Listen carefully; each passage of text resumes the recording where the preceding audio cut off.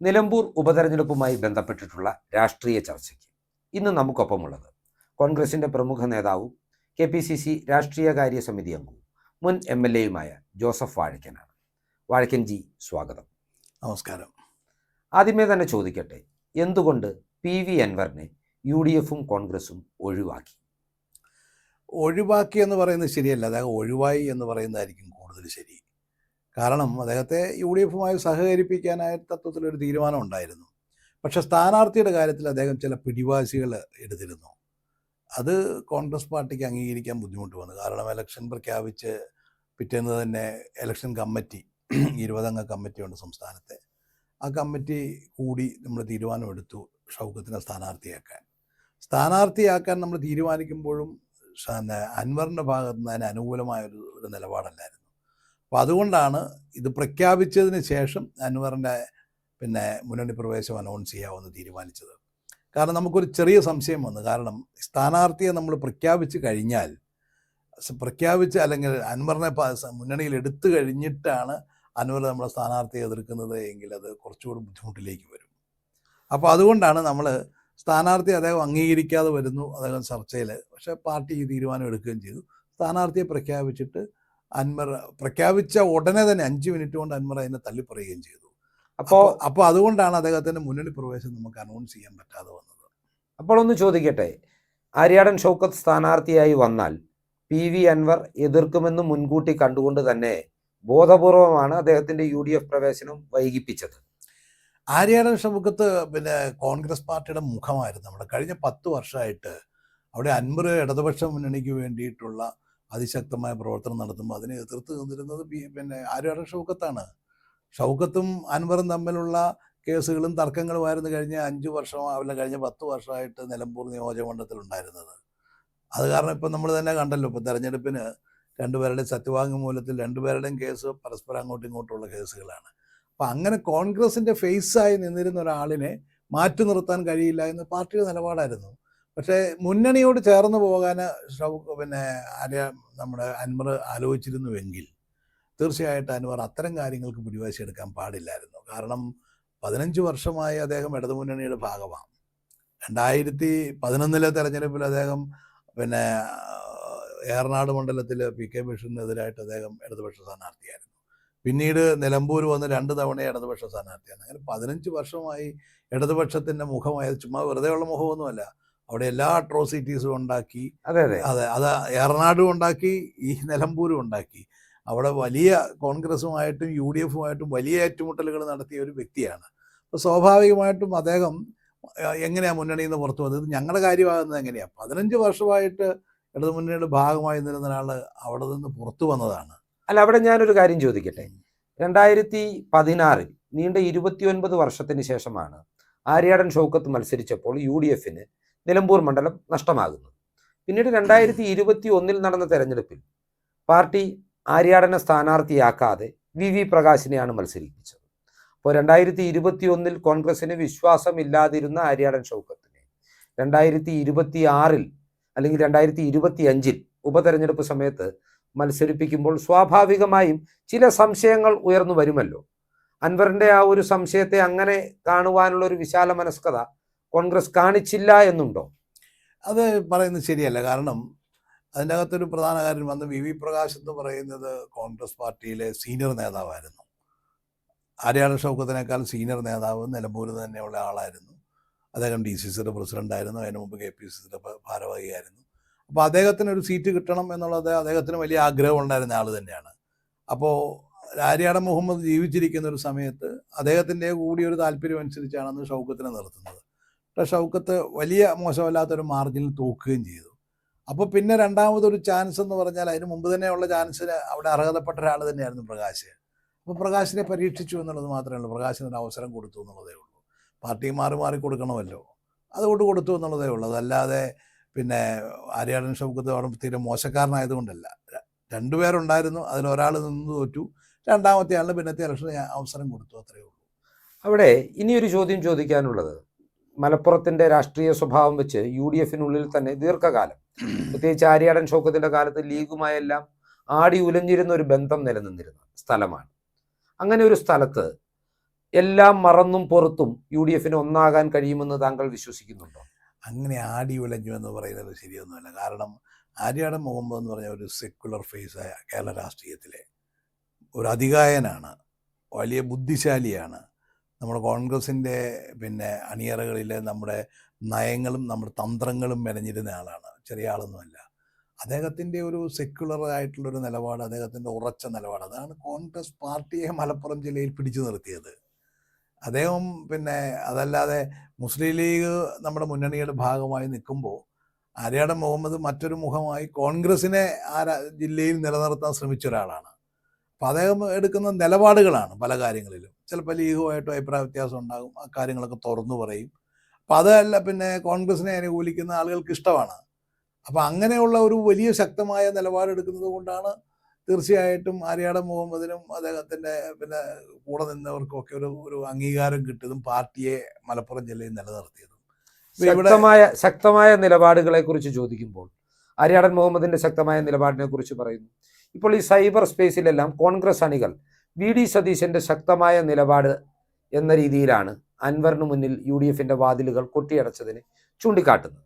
അതേസമയത്ത് തന്നെ കോൺഗ്രസിനുള്ളിൽ നിന്നും മുന്നണിക്കുള്ളിൽ നിന്നും സതീശന്റെ പിടിവാശി എന്ന നിലയിൽ സംസാരങ്ങൾ ഉണ്ടായി എന്നും മാധ്യമ റിപ്പോർട്ടുകൾ പുറത്തു വന്നിരുന്നു. VD സതീശന്റെ നിലപാടാണോ പിടിവാശിയാണോ? ഇത് രണ്ടും പറയുന്നത് ശരിയല്ല. അങ്ങനെ ഒരു നിലപാട് അല്ല, അങ്ങനെ ഒരു പിടിവാശി കാണിക്കുകയോ അതല്ലെങ്കിൽ അൻവറിനെ മാറ്റി നിർത്തണമെന്നൊരു നിലപാട് സ്വീകരിക്കുകയോ അങ്ങനെയൊന്നും ചെയ്തതല്ല. അത് പാർട്ടിയുടെ ഇലക്ഷൻ കമ്മിറ്റി, സംസ്ഥാനത്തെ കോൺഗ്രസിൻ്റെ KPCC ഇലക്ഷൻ കമ്മിറ്റി ഒരു തീരുമാനമെടുത്ത് സതീശനെ ഏൽപ്പിച്ചു കഴിഞ്ഞാൽ പിന്നെ സതീശൻ ആ സ്ഥാനാർത്ഥിയിൽ നിന്ന് മാറാനൊന്നും പറ്റില്ല. അതങ്ങനെ മാറാൻ പറ്റില്ല. അങ്ങനെ മാറ്റി ഇന്ന ആളായിരിക്കണം സ്ഥാനാർത്ഥി എന്നുള്ള ബഹുഭൂരിപക്ഷം, ഞാൻ പറഞ്ഞാൽ 90% ആളുകളും ആ ഒരു നിലപാടാണ് സ്വീകരിച്ചത്. അപ്പോൾ അതിൻ്റെ അടിസ്ഥാനത്തിൽ ഷൗക്കത്തിലേക്ക് തന്നെ കാര്യങ്ങൾ എത്തി. അപ്പോൾ ആ വിവരം അൻവറിനോട് പലതരത്തിൽ നേരിട്ടല്ല പലതരത്തിൽ കൺവേ ചെയ്യുമ്പോൾ അൻവർ ഒരു തരത്തിലും അടുക്കുന്നില്ല. അതുകൊണ്ടാണ് ഈ അൻവറിൻ്റെ UDF പ്രവേശനം അനൗൺസ് ചെയ്യാനായിട്ട് ബുദ്ധിമുട്ട് വന്നത്. അനൗൺസ് ചെയ്തിട്ട് അതിനെ അദ്ദേഹം ഈ മുന്നണിയുടെ ഭാഗമായി കഴിഞ്ഞിട്ട് പിന്നെ അദ്ദേഹം എതിർക്കുക എന്ന് പറഞ്ഞാൽ അതിൻ്റെ ഡാമേജ് വളരെ വലുതായിരിക്കും. ഇപ്പോൾ ഉണ്ടാകുന്നതിനേക്കാളും വലിയ ഡാമേജ് ആയിരിക്കും ഉണ്ടാകുന്നത്. അപ്പോൾ അദ്ദേഹത്തോടൊരു ഡിമാൻഡേ വെച്ചുള്ളൂ. ഇപ്പോൾ പ്രഖ്യാപിച്ച് കഴിഞ്ഞപ്പോൾ തന്നെ അദ്ദേഹം ഷൗക്കത്തിനെതിരെ അതിശക്തമായ സ്റ്റേറ്റ്മെൻറ്റ് കൊടുത്തു. അപ്പോഴേക്കും പിന്നെ നമുക്ക് ഡിലേ വന്നു. കാരണം അനൗൺസ് ചെയ്യാനായിട്ട് വെച്ചിരുന്നത് നമുക്ക് ഡിലേ വന്നു. പിന്നെ അദ്ദേഹത്തിന് മുമ്പിൽ ഒരു കാര്യം ഇതൊക്കെ പറഞ്ഞുവെങ്കിലും പറഞ്ഞു, വേറൊന്നും വേണ്ട, ഞാൻ ആര്യാടൻ ഷൗക്കത്തിനെ UDF സ്ഥാനാർത്ഥി ഞാൻ അംഗീകരിക്കുന്നു എന്നൊരു വാക്ക് പറഞ്ഞാൽ നിങ്ങൾ UDFൻ്റെ ഭാഗമാകുമെന്ന് തന്നെയാണ് അദ്ദേഹത്തോട് പറഞ്ഞത്. അത് 2-3 ദിവസം കാത്തിരുന്നു. പക്ഷേ അതിനകത്ത് അദ്ദേഹം അത് പറയാൻ തയ്യാറായിട്ടില്ല എന്നുള്ളതാണ് ഈ കാര്യത്തിലുണ്ടായ ഒരു പ്രശ്നം. അതിനകത്ത് ആരെങ്കിലും ഒരു പിടിവാശി കാണിച്ചതോ അതല്ലെങ്കിൽ അതൊക്കെ മാധ്യമങ്ങളുടെ സൃഷ്ടിയെ, പ്രത്യേകിച്ച് സോഷ്യൽ മീഡിയയൊക്കെ ഉള്ള കാലത്ത് ഓരോരുത്തരും അതങ്ങനെ നിലപാട് അതിങ്ങനെ കുറേ ആളുകൾ പറയും പിടിവാശിയാന്ന് പറയും, വേറെ ആളുകൾ പറയും ഇത് നിലപാടാണെന്ന് പറയും. അതൊക്കെ സോഷ്യൽ മീഡിയയുടെ കാലഘട്ടത്തിൽ. താങ്കൾ പറഞ്ഞു വരുന്നത് പ്രതിപക്ഷ നേതാവ് ഏകപക്ഷീയമായി എടുത്ത ഒരു തീരുമാനമല്ല, UDFും കോൺഗ്രസും കൂട്ടായി എടുത്ത തീരുമാനമാണ് സ്ഥാനാർത്ഥി നിർണയവും അൻവറിന്റെ മുന്നിൽ വാതിലടയ്ക്കാനുള്ള തീരുമാനവും. അൻവറിന് മുമ്പിൽ വാതിൽ അടച്ചു എന്ന് പറയുന്നത് ശരിയല്ല. അൻവർ തന്നെത്താനാണ് വാതിലടച്ചു പോയത്. കാരണം 2-3-4 ദിവസം നമ്മൾ വെയിറ്റ് ചെയ്തു അൻവറിന് വേണ്ടിയിട്ട്. അൻവറിനോട് ഒറ്റ ഡിമാൻഡേ പറഞ്ഞുള്ളൂ, നമ്മൾ മുന്നണിയുടെ ഭാഗമാകുമ്പോൾ അദ്ദേഹം മിനിമം ഒരു വാക്ക് പറയണം. അദ്ദേഹം പറയണം, ആ മുന്നണി സ്ഥാനാർത്ഥിയെ ആര്യാടൻ ഷൗക്കത്തിനെ ഞാൻ പിന്തുണയ്ക്കും എന്നൊരു വാക്ക് പറഞ്ഞാലല്ലേ മുന്നണിയിൽ അദ്ദേഹത്തെ എടുക്കാൻ പറ്റുള്ളൂ. അത് പറയാൻ അദ്ദേഹം തയ്യാറാകുന്നില്ല. അതാണ് അതിനകത്തുണ്ടായ പ്രശ്നങ്ങൾ. ഇനി അൻവറിന്റെ കാര്യം ഉപേക്ഷിച്ച് ഇടത് സ്ഥാനാർത്ഥിയിലേക്ക് വന്നാൽ, M സ്വരാജ് മണ്ഡലത്തിൽ വന്നപ്പോൾ തന്നെ CPM ഒരു വൻ ജനാവലിയെ അണിനിരത്തി വലിയൊരു റോഡ് ഷോയാണ്. അപ്പോഴും ഉയർന്നു വന്നൊരു ചോദ്യം കോൺഗ്രസ് ചോദിച്ചു വാങ്ങിയ ഒരു സ്ഥാനാർത്ഥിയാണ്. പക്ഷേ സ്വരാജ് സ്ഥാനാർത്ഥിയായി എത്തിയതോടുകൂടി കോൺഗ്രസ് ഭയപ്പെടുന്നു, UDF ഭയപ്പെടുന്നു, കേഡർ വോട്ടുകൾ ഒന്നിക്കും, രാഹുൽ മാങ്കൂട്ടം ട്രോളി നേടിയെടുത്തൊരു സ്ഥാനാർത്ഥിയാണോ M സ്വരാജ്? M സ്വരാജിൻ്റെ വരവിനെ കോൺഗ്രസും UDFും ഭയപ്പെടുന്നുണ്ടോ? അങ്ങനെയായിരുന്നെങ്കിൽ പിന്നെ അവിടെ ഒരു സ്ഥാനാർത്ഥി ഉണ്ടെന്ന് പറഞ്ഞുകൊണ്ട് UDFന് പിന്നെ അവിടെ പ്രവർത്തിക്കാൻ പറ്റത്തില്ലായിരുന്നല്ലോ. അതിലെന്ത് കാര്യമായിരിക്കുന്നത്? അവരുടെ സെക്രട്ടേറിയറ്റ് മെമ്പറായിട്ടുള്ള സ്വരാജ് അവിടെ തന്നെ ഉള്ളപ്പം സ്വരാജിനെ നമ്മൾ പ്രതീക്ഷിക്കുന്ന സ്ഥാനാർത്ഥി തന്നെയാണ്. കാരണം സ്വരാജിന് അതിനുള്ള ധൈര്യമില്ല എന്നുള്ളത് സത്യമായിരുന്നു എന്നുള്ളത് നമുക്കറിയാം. മാധ്യമങ്ങളിലൂടെയും പാർട്ടിക്കകത്തും അതിൻ്റെ അകത്തുനിന്ന് സ്വരാജിന് ഇഷ്ടം പോലെ അനുകൂലികളുള്ളതിനേക്കാൾ ശത്രുക്കൾ പാർട്ടിക്കകത്തുള്ള ഒരാളാണ്. അപ്പോൾ അവർ മുഖേന നമുക്കറിയുന്നുണ്ട് ഇദ്ദേഹത്തോട് നിൽക്കാൻ പാർട്ടി ആവശ്യപ്പെടുന്നു, ഇദ്ദേഹം ഓടുകയാണ്. ഇദ്ദേഹം ഓടിക്കൊണ്ട് അത് പറഞ്ഞപ്പോൾ എനിക്ക് വേണ്ട എന്ന് പറഞ്ഞാൽ അദ്ദേഹം വേറെ ആളുകളുടെ പേര് സജസ്റ്റ് ചെയ്യുന്നു എന്നുള്ള വിവരങ്ങൾ നമുക്ക് വളരെ കൃത്യമായ പാർട്ടിക്കകത്തു നിന്ന് തന്നെ പുറത്തു വന്നതുകൊണ്ടാണ് ഈ പറയുന്ന ആളുകൾ എന്നാ പിന്നെ നീ വാ എന്നൊക്കെ പറഞ്ഞത്. പക്ഷേ നിവൃത്തിയില്ലാതെ വന്നതാണ്, അല്ലാതെ ഇത് വലിയ സ്ട്രാറ്റജിക്കലായെടുത്ത തീരുമാനമൊന്നും അല്ല. അദ്ദേഹത്തിന് അങ്ങോട്ട് ഈ പറയുന്ന നിലമ്പൂരുമായിട്ടൊന്നും വലിയ ആത്മബന്ധമൊന്നുമില്ല. ചെറുപ്പത്തിൽ അവിടെ ജനിച്ചു എന്നുള്ളതല്ലാതെ നിലമ്പൂർ രാഷ്ട്രീയവുമായിട്ട് ഒരു കാലത്തും സ്വരാജ് കാര്യമായിട്ട് ചേർന്ന് പ്രവർത്തിച്ചിട്ടില്ല. വിദ്യാർത്ഥി രാഷ്ട്രീയമൊക്കെ ആയിട്ട് തിരുവനന്തപുരവും മറ്റുള്ള സ്റ്റേറ്റോട്ടൊക്കെ നടന്നു എന്നുള്ളതല്ലാതെ നിലമ്പൂരിലെ ജനങ്ങളുമായിട്ട് അങ്ങനെ വലിയ ആത്മബന്ധം സ്ഥാപിച്ചിട്ടുള്ള ഒരാളല്ല, അങ്ങനത്തെ രാഷ്ട്രീയ പ്രവർത്തകനുമല്ല അദ്ദേഹം. ഒരിക്കലും ഒരു സ്ഥാനത്തട്ടിലുള്ള ജനങ്ങളുമായി ചേർന്ന് നിൽക്കുന്ന ഒരു രാഷ്ട്രീയ പ്രവർത്തകനാണ് അദ്ദേഹം. വേറൊരു ബുദ്ധിജീവിയൊക്കെ ആയിട്ട് അഭിനയിച്ച് നിൽക്കുന്ന വേറൊരാളാണ് അദ്ദേഹം. അതുകൊണ്ട് തന്നെ അദ്ദേഹത്തിന് ഒരിക്കലും ആഗ്രഹിച്ചില്ല അവിടെ വരാൻ. മാത്രമല്ല അവിടെ നിന്ന് ഇന്ന് തോൽക്കുമ്പോഴുണ്ടാകാവുന്ന ഒരു ക്ഷീണമുണ്ടല്ലോ, ഇപ്പം നമ്മുടെ ജയിക്കിനൊക്കെ പുതുപ്പള്ളി സംഭവിച്ചതുപോലെ വലിയ ഒരു ക്ഷീണം സംഭവിക്കുമോ എന്നുള്ളൊരു ഭയമാണ് എനിക്കുള്ളത്. കാരണം വരേണ്ട ഒരാളാണ്, ചെറുപ്പക്കാരനാണ്, അപ്പം അദ്ദേഹത്തിനെ തീർത്ത് കളയുമോ എന്നുള്ള ഒരു ഭയമുണ്ട്. അത്രമാത്രം അദ്ദേഹത്തിന് അവിടെ വലിയ ചലനമൊന്നും സൃഷ്ടിക്കാൻ കഴിയുമെന്ന് എനിക്ക് വിശ്വാസമില്ല.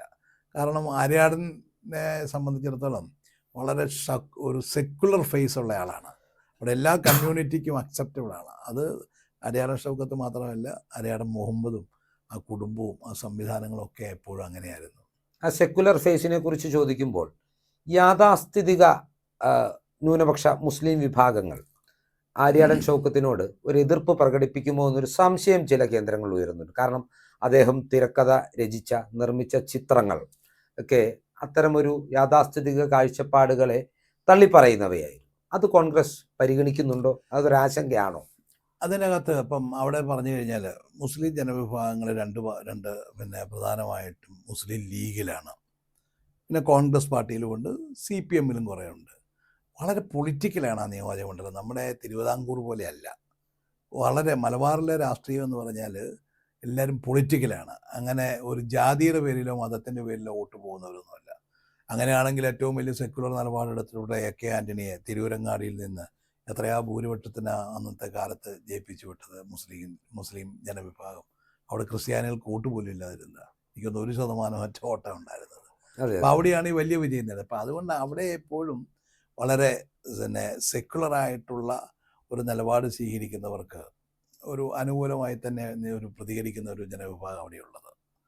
അതല്ലാത്ത ഒരു ഒരു രീതിയൊന്നും അവിടെ ഉണ്ടാകുമെന്ന് എനിക്ക് തോന്നുന്നില്ല. മാത്രമല്ല ലീഗ് എന്ന് പറഞ്ഞാൽ വളരെ ശക്തമായ ഒരു സംഘടന തന്നെയാണ്. അവരുടെ അണികളെ സംബന്ധിച്ചിടത്തോളം അവരുടെ ലീഡർഷിപ്പ് എടുക്കുന്ന തീരുമാനം അപ്പടി നടപ്പിലാക്കാൻ കഴിയുന്ന ഒരു പാർട്ടിയാണ്. ഒരു പക്ഷേ കേരളത്തിലെ ഏറ്റവും വലിയ കേഡർ പാർട്ടികളിലൊന്നാണത്. അപ്പോൾ അതുകൊണ്ട് അതിനെ സംബന്ധിച്ചൊന്നും ഞങ്ങൾക്കൊരാശങ്ക ഉണ്ടായില്ല. അങ്ങനെയൊന്നും അതിൻ്റെ ഒന്നും പേരിൽ അവിടെ ഒരു വോട്ടും പോവില്ല. അതങ്ങനെ ചോദിക്കാനൊരു കൃത്യമായ കാരണമുണ്ട്. മാസങ്ങൾക്ക് മുമ്പ് മുഖ്യമന്ത്രി നടത്തിയെന്ന് പറയപ്പെടുന്ന ഒരു മാധ്യമത്തിൽ, ഒരു ഇംഗ്ലീഷ് മാധ്യമത്തിൽ അച്ചടിച്ചു വന്ന മലപ്പുറം പരാമർശത്തെ ചുറ്റിപ്പറ്റിയാണ് ഇപ്പോൾ UDF വിവാദമുണ്ടാക്കി ഒരു തെരഞ്ഞെടുപ്പ് അജണ്ട സെറ്റ് ചെയ്യാൻ ശ്രമിക്കുന്നത്. അതുകൊണ്ടാണ് ഈ ആര്യാടൻ ഷൗക്കത്തിനോട് യാഥാസ്ഥിതിക മുസ്ലിം വിഭാഗങ്ങൾക്കുള്ള എതിർപ്പ് കൊണ്ടാണോ മറ്റൊരു തരത്തിൽ അതിനെ ഓവർകം ചെയ്യുവാൻ മലപ്പുറം പരാമർശത്തിന് പിന്നാലെ കോൺഗ്രസ് ചുറ്റിത്തിരിയുന്നത്? അതല്ല, മലപ്പുറം പരാമർശം എന്ന് പറഞ്ഞു കഴിഞ്ഞാൽ വളരെ ഞെട്ടിപ്പിച്ചൊരു കാര്യമായിരുന്നു. അത് CPM-നെ തന്നെ ഞെട്ടിപ്പിച്ചു. അത് പിന്നീട് പിണറായി വിജയൻ അതിൽ നിന്ന് രക്ഷപ്പെടാൻ വേണ്ടിയിട്ട് ഒരുപാട് കടന്ന് കാലം കൈയിട്ടടിച്ചതാണ്. അത് പിണറായി വിജയൻ വളരെ തന്ത്രപരമായിട്ട് ഹിന്ദുവിനൊരു ഇൻ്റർവ്യൂ കൊടുത്തിട്ട് അദ്ദേഹത്തിൻ്റെ പ്രസ് സെക്രട്ടറിയെ കൊണ്ട് പുറമേ ഒരു നോട്ട് കൊടുപ്പിക്കുകയാണ് ചെയ്തത്, ഇന്നതും കൂടെ ചേർത്തേക്കാൻ. അത് കേരളത്തിലൊരു കമ്മ്യൂണലായിട്ടുള്ളൊരു പോളറൈസേഷൻ ഉണ്ടാക്കുന്നതിനും മുസ്ലിം ജനവിഭാഗവുമായി ഞങ്ങളത്ര അടുപ്പത്തിലല്ല, അവരുടെ നിലപാടുകൾക്ക് ഞങ്ങൾ എതിരാണ് എന്ന് മറ്റുള്ളവരെ ബോധ്യപ്പെടുത്താനും നടത്തിയ ഒരു ശ്രമമായിരുന്നു. അത് പക്ഷേ വളരെ ഒരു ആക്ഷേപമായി പോയി. മലപ്പുറം ജില്ലയെ സംബന്ധിച്ചും അവിടുത്തെ മുസ്ലിം ജനസമൂഹത്തെ സംബന്ധിച്ചും ന്യൂനപക്ഷങ്ങളെ സംബന്ധിച്ചും ഒരു ആക്ഷേപമായി പോയി. അക്കാര്യം ഞങ്ങൾക്ക് തെരഞ്ഞെടുപ്പ് കാലത്ത് പറയാതിരിക്കാനാവില്ല. കാരണം കേരള മുഖ്യമന്ത്രിയുടെ വായിൽ നിന്ന് വന്നിട്ടുള്ളൊരു വാക്കാണ്. അത് വലിയ ഒരു ചലനം വന്ന് മലപ്പുറം ജില്ലയിൽ ഉണ്ടാക്കിയതാണ്. കാരണം ഈ അടുത്ത കാലത്തൊക്കെ ഒരു പരിധിവരെയും BJP-യെ നേരിടാൻ വേണ്ടി ഞങ്ങളാണുള്ളതെന്നും പറഞ്ഞുകൊണ്ടൊരു പ്രചരണമാണ് CPM നടത്തിക്കൊണ്ടിരുന്നത്. പക്ഷേ ആ പ്രചരണത്തിന് യാതൊരു അടിസ്ഥാനവുമില്ലെന്നും അത് വെറിയും ഒരു കള്ളപ്രചരണമായിരുന്നുവെന്നും ഇപ്പം തിരിച്ചറിഞ്ഞുകൊണ്ടിരിക്കുന്ന ഒരു കാലമാണ്. പ്രത്യേകിച്ച് മലബാറിൽ ന്യൂനപക്ഷങ്ങൾക്കിടയിൽ കാപട്യമാണ് കാണിക്കുന്നതെന്നും BJPയുമായി വലിയ അന്തർധാരയുള്ളൊരു പാർട്ടിയാണ് പിന്നെ CPM എന്നും അവർ പുറമെ കാണിക്കുന്നത് കാപട്യമാണെന്നും ബോധ്യപ്പെടുത്താനുള്ള ഉത്തരവാദിത്വം ഞങ്ങൾക്കുണ്ട്. ആ കാര്യം ഞങ്ങൾ ചെയ്യുന്നു. പക്ഷേ ഇതിനൊരു മറുവശമുണ്ട്. ഇപ്പോൾ അവരിതിന് പകരമായി ഉയർത്തിക്കാട്ടുന്നത് ക്ഷേമ പെൻഷൻ വിതരണത്തെക്കുറിച്ച് AICC general secretary KC Venugopal പറഞ്ഞൊരു കാര്യമാണ്. അപ്പോൾ ഇടതുമുന്നണി പറയുന്നത് എന്ത് കാര്യത്തിൻ്റെ പേരിലാണെങ്കിലും കോൺഗ്രസിൻ്റെ ദേശീയ നേതാവ് ക്ഷേമ പെൻഷനെ തടസ്സപ്പെടുത്തുന്ന ഒരു നിലപാട് എടുക്കാൻ പാടില്ലായിരുന്നു എന്നാണ്. താങ്കൾ അതിനെ എങ്ങനെയാണ് നോക്കിക്കാണുന്നത്? ക്ഷേമ പെൻഷനെ സംബന്ധിച്ച് KC വേണുഗോപാൽ പറഞ്ഞത് 100% ശരിയാണ്. ഞാൻ അതിനെക്കുറിച്ച് അതേ അഭിപ്രായം ഞാനും വളരെ നേരത്തെ തന്നെ പലപ്പോഴും പല വേദികളിലും ഞാൻ പ്രകടിപ്പിച്ചിട്ടുള്ളതാണ്. കാരണം ഇത് CPM ചെയ്യുന്ന വലിയ തന്ത്രമാണ്. CPM എന്ന് വെച്ചാൽ ക്ഷേമ പെൻഷന് ഒരു കൊല്ലം 5, 6, 7, 8 ഗഡുക്കൾ അങ്ങോട്ട് തടസ്സപ്പെടുത്താൻ കൊടുക്കാതിരിക്കുക, അത് കുടിശ്ശികയാക്കുക. എന്നിട്ട് തെരഞ്ഞെടുപ്പ് അടുക്കുന്ന ദിവസങ്ങളിൽ ഒരു 3, 4, 5 ഗഡുക്കൾ ഒന്നിച്ച് ഒരു തുകയായി ഒരു കൈക്കൂലി കൊടുക്കുന്നത് പോലെ കൊണ്ടുപോയി വോട്ടർമാർക്ക് കൊടുക്കുകയാണ്. അത് ഫലത്തിൽ അത് ഓരോ മാസവും കൃത്യമായി ആളുകൾക്ക് എത്തേണ്ട, അവർക്കതുകൊണ്ട് അവരുടെ ജീവിതം കടന്നു പോകേണ്ട, കഴിച്ചു പോകേണ്ട ആളുകളാണ്. അവർക്കത് കൊടുക്കാതെ അത് കുറച്ച് 2, 4, 5, 6, 7, 8 മാസം വരെ കുടിശ്ശിക വന്നിട്ടുണ്ട്. അത് തെരഞ്ഞെടുപ്പിൻ്റെ സമയങ്ങൾ അതിന് തൊട്ട് ഒരാഴ്ച മുമ്പ് 2 ആഴ്ച മുമ്പ് പണമായി വീടുകളിലേക്ക് കൊണ്ടുപോയി കൊടുക്കുകയാണ്. അതൊരു ഒരു പരിധിവരെ തെരഞ്ഞെടുപ്പിൻ്റെ ചട്ടലംഘനമാണത്. അത് പക്ഷെ നമ്മൾ പറഞ്ഞു കഴിഞ്ഞാൽ കാശ് കിട്ടുന്നതിനെ നിങ്ങൾ എതിർക്കുന്നോ എന്ന് ചോദിക്കും. പക്ഷേ അത് കൈക്കൂലി കൊടുക്കുന്നതിന് തുല്യമാണത്. കാരണം മാസം തോറും കൃത്യമായി അവർക്ക് എത്തേണ്ട പണം കൊടുക്കാതെ കൃത്യമായ ഒരു സമയത്ത് അത്രയും തുക ഒന്നിച്ച് കൈ കിട്ടുമ്പോൾ അവർക്കൊരു സന്തോഷമാണ്. അത് മുഴുവൻ നേരത്തെ പറഞ്ഞതുപോലെ പല ബാങ്കുകളും സഹകരണ ബാങ്കുകളൊക്കെ വഴിയായിരുന്നു ഇതിൻ്റെ വിതരണം. അപ്പോൾ അവിടെ ചെല്ലുമ്പോഴത്തേക്കും പറയുന്ന ചേട്ടൻ തന്നു വിട്ടതാണ് എന്ന് പറഞ്ഞുകൊണ്ട് കൊണ്ടുപോയി തെരഞ്ഞെടുപ്പിന് 2 ദിവസം മുമ്പ് കൊണ്ടുപോയി കൊടുക്കുക എന്ന് പറഞ്ഞാൽ അതൊരു ശരിയായ രീതിയല്ല. ആ ശൈലി കോൺഗ്രസിനെ ആശങ്കപ്പെടുത്തുന്നുണ്ട് നിലമ്പൂർ തെരഞ്ഞെടുപ്പിൽ. അല്ല, അത് ആശങ്കപ്പെടുത്തുന്നത് കഴിഞ്ഞാൽ കോവിഡ് കാലത്ത് നമ്മൾ കണ്ടതല്ലേ. കോവിഡ് കാലത്ത് സാധാരണ നമ്മൾ ഈ കിറ്റൊക്കെ കൊടുക്കുന്ന ഏറ്റവും പാവപ്പെട്ട ആളുകൾക്കാണ്. കോവിഡിൻ്റെ കാലഘട്ടത്തിൽ എല്ലാവർക്കും കൊടുക്കുമായിരുന്നു. അപ്പോൾ ഒരു മീഡിയം മിഡിൽ ക്ലാസ്സിനൊക്കെ കിറ്റൊക്കെ കിട്ടുമ്പോൾ അവർക്ക് ഒരിക്കലും ഒരു ആനുകൂല്യം കിട്ടാത്തവരാണ്. പ്രത്യേകിച്ചൊരു സന്തോഷം ഉണ്ടാവും. അതെല്ലാം തെരഞ്ഞെടുപ്പിൻ്റെ തലേന്ന് രാത്രി, ഞാനും സ്ഥാനാർത്ഥിയായിരുന്ന ആളാണ്, തലേന്ന് രാത്രിയിൽ കൊണ്ടുപോയിട്ടാണ് എല്ലാ വീടുകളിലും കിറ്റ് കൊടുക്കുന്നത്. അപ്പോൾ ഈ ക്ഷേമ പെൻഷനുകളും ഇങ്ങനെയുള്ള സൗജന്യ വിതരണങ്ങളും എല്ലാം തെരഞ്ഞെടുപ്പിൻ്റെ സമയത്ത് മാത്രം കൊടുക്കുകയും അതിനു മുമ്പുള്ള കാലഘട്ടങ്ങളിൽ കിട്ടേണ്ടവർക്ക് കൊടുക്കാതിരിക്കുകയും കൃത്യമായിട്ട് ആ സമയത്ത് പെട്ടെന്ന് അവരെല്ലാം ഒരു അവരൊന്ന് തെറ്റിദ്ധരിപ്പിക്കാനും നടക്കുന്ന ഒരു കൈക്കൂലി കൊടുക്കുന്ന പോലെ ചെയ്യുന്നൊരു സംവിധാനമായിട്ട് കാണുന്നു. അത് കൃത്യമായിട്ട് ഞങ്ങൾ അത് പറയും, ഇന്നല്ല നാളെയും പറയും. ഈ പണി തുടർന്നാൽ അടുത്ത തെരഞ്ഞെടുപ്പിൽ ഇത് തന്നെയാണ് ചെയ്യാൻ പോകുന്നത്. വരുന്ന അസംബ്ലി തെരഞ്ഞെടുപ്പിലും അതിന് മുമ്പ് ഇറക്കാൻ പോകുന്ന പഞ്ചായത്ത് തെരഞ്ഞെടുപ്പിലും ഇതുപോലെ. ക്ഷേമ പെൻഷൻ ഇപ്പം കുടിശ്ശിക വരുന്നുണ്ട്. ഈ കാലത്തൊന്നും കൊടുക്കാതെ തെരഞ്ഞെടുപ്പിന് തലേദിവസം കൊണ്ടുപോയി കൊടുക്കും. അപ്പോൾ ഇത് ശരിയായ ഒരു കാര്യമല്ല. അതിനെ സംബന്ധിച്ച് നിയമപരമായി തന്നെ ഇതിനെ എതിർക്കണമെന്നുള്ള അഭിപ്രായക്കാരനാണ്. അങ്ങനെ ഇലക്ഷൻ കമ്മീഷൻ പോലും ഇത് വളരെ ഗൗരവമായി ആലോചിക്കേണ്ട ഒരു കാര്യമാണ്. വ്യക്തമായി. ഇനിയൊരു ചോദ്യമുള്ളത്, ഇന്നലെ പുറത്തു വന്ന റിപ്പോർട്ടുകൾ അനുസരിച്ച് യൂത്ത് കോൺഗ്രസ് പ്രവർത്തകരും UDYF പ്രവർത്തകരും റിപ്പോർട്ടർ TVക്ക് വേണ്ടി തെരഞ്ഞെടുപ്പ് റിപ്പോർട്ടിങ്ങിനെത്തിയ റോഷി പാൽ എന്ന റിപ്പോർട്ടറെ കയ്യേറ്റം ചെയ്യാൻ ശ്രമിച്ചു എന്നൊരു ആക്ഷേപമുണ്ട്. കോൺഗ്രസ് വൃത്തങ്ങളിൽ നിന്ന് പറയുന്നത് അദ്ദേഹം വ്യാജ വാർത്ത ചമയ്ക്കുന്നുവെന്നാണ്. നിയമപരമായി നേരിടുന്നതിനപ്പുറം കായികമായി നേരിടുന്ന ഒരു ശൈലി കോൺഗ്രസിനും UDFനും അഭികാമ്യമാണോ? ഏതെങ്കിലും പ്രവർത്തകർ വൈകാരികമായിട്ട് വല്ലതും ചെയ്തിട്ടുണ്ടോ എന്ന് എനിക്കറിയത്തില്ല.